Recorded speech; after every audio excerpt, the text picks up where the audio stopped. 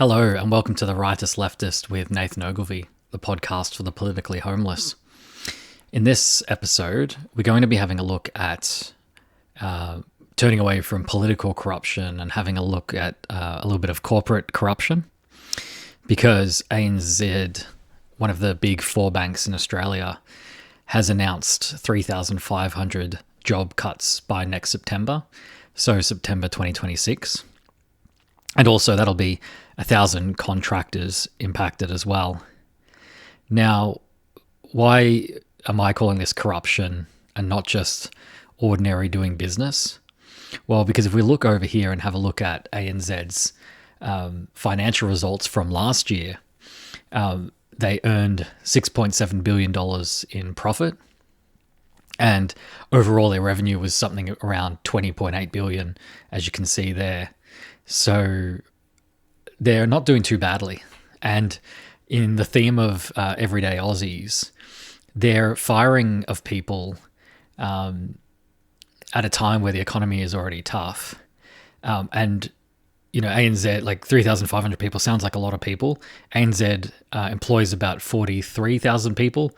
So it's about 8% of the workforce. And if we look at our CEO who made that decision, Nuno Matos, that's him right there.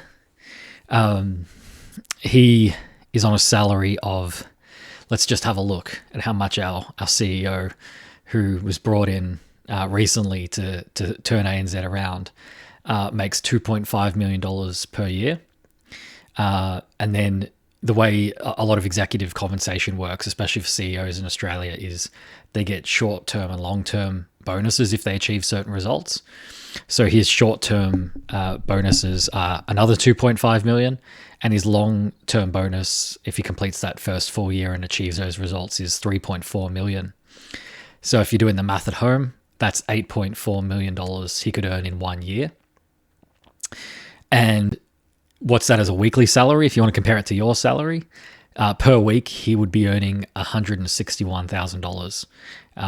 So that includes his base salary plus his bonuses. So a guy like this thinks it's okay to just go ahead and fire 3,500 everyday Aussies that are working for ANZ and their contractors. And now the thing is, this has been brought up, the Financial Services Union is fighting it and it's going to Fair Work. And apparently there's also on October 13th, which is a few days from now, ANZ is going to release its strategy, because there's big questions about these 3,500 jobs.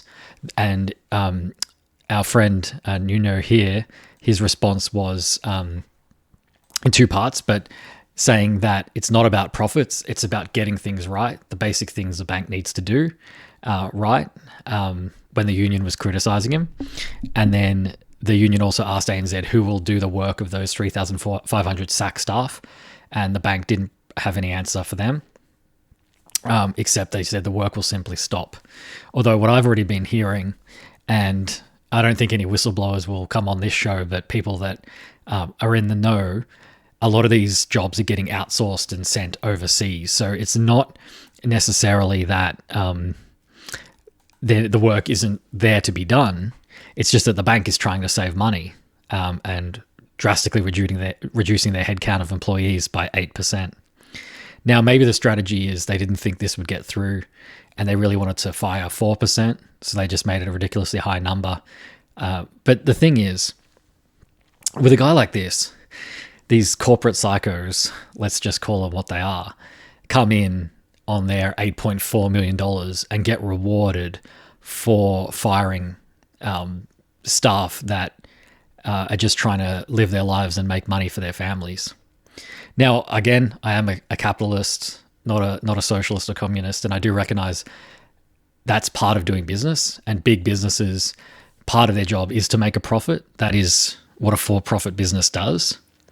But on the other hand as well, the incentive structure being these people getting rewarded more money for essentially firing staff and cutting costs, especially when, and we're going to look at Optus soon, when that means cutting services.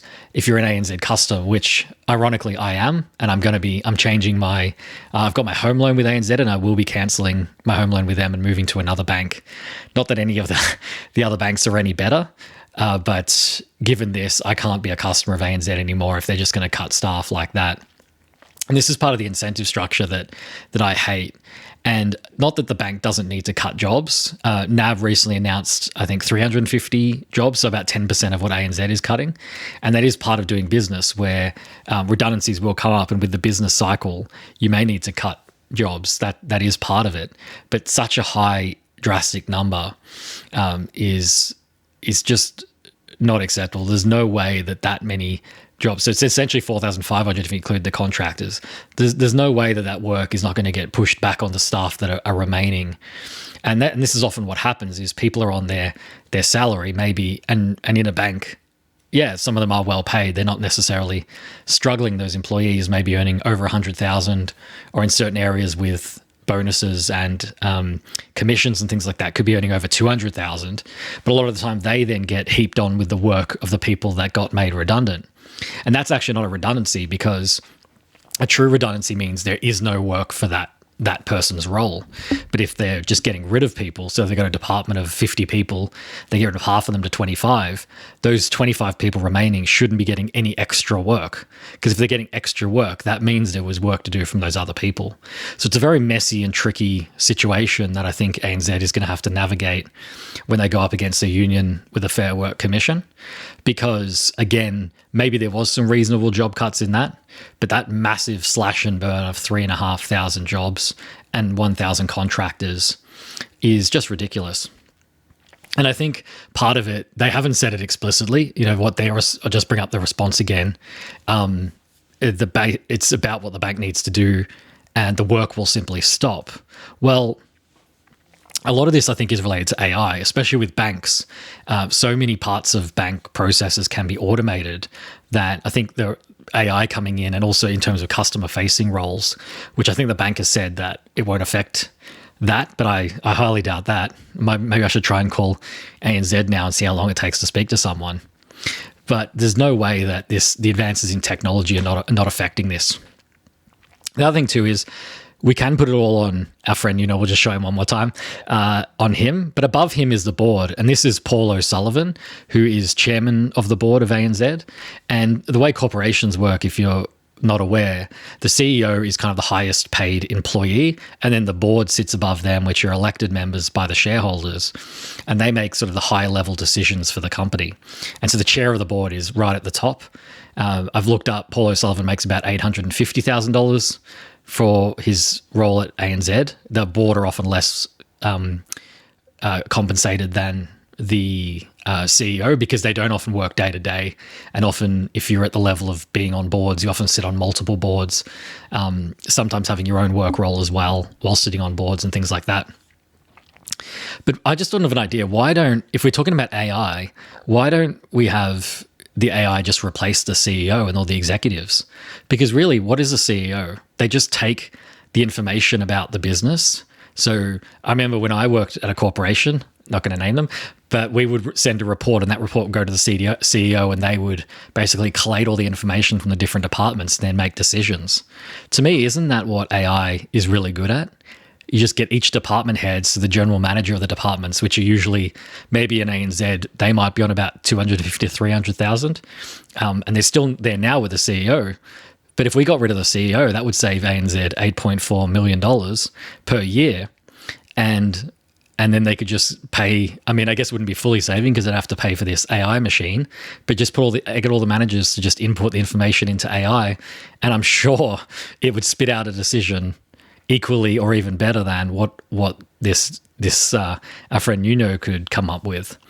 So look, maybe that's the way the world needs to go. That why is it always the everyday Aussies and the workers that are getting screwed and getting their jobs cut from technological advances like AI, while CEOs get to just make more and more profit? And this is even the case at universities, where I work at one of the universities and jobs are getting decimated, while the vice chancellors and all the executives are making some of them over $1 million, just making outrageous amounts of money, and everyday workers are getting screwed. It just has to stop. And I hope the union wins. Unions have their own problems, but I think in this case, they've got a really good case to beat ANZ. And I think ANZ is probably going to have to end up retreating on such a large amount of job cuts. But again, why don't we start talking about AI or an AI CEO? Instead of the C-suite, maybe we'll make it the AI suite. Just get rid of all these ridiculously high-paid executives and just get managers to put information into a big computer. We could save, if you're a chair of the board, Paul, let's have a chat. We'll replace Nuno with a little AI technology. Maybe it costs, $500,000 a year, but it's a big saving. Anyway, you can tell I'm passionate about this, but I think we'll keep following some corporate corruption as we go too, because even though I focus a lot on politics, this is where you sort of say, where's the government? I haven't heard any Labor politician who are in power talk about this, who supposedly represent everyday Aussies. Any Labor voter you would talk to, I guess they would say, they are the reasonable party that try and do right by the everyday Australian. Well, what the hell's going on? Why is the government not stepping in or doing, even if they are limited in what they can do because it's a private company, why are they not speaking up and fighting for the everyday Aussies? Because those 3,500 people, some would be well paid, but others are probably going to have to go on redundancy packages and on unemployment and probably have, families and kids themselves to support. Why is it okay to just let them struggle and suffer while CEOs get to pull in $161,000 a week? If you can answer that to me in a way that makes sense to me, I'll have a listen, but I just don't get it. Anyway, my name's Nathan Ogilvie. This is The Rightest Leftist. If you like this content, like, comment, subscribe, all of the good stuff, and we will talk again very soon.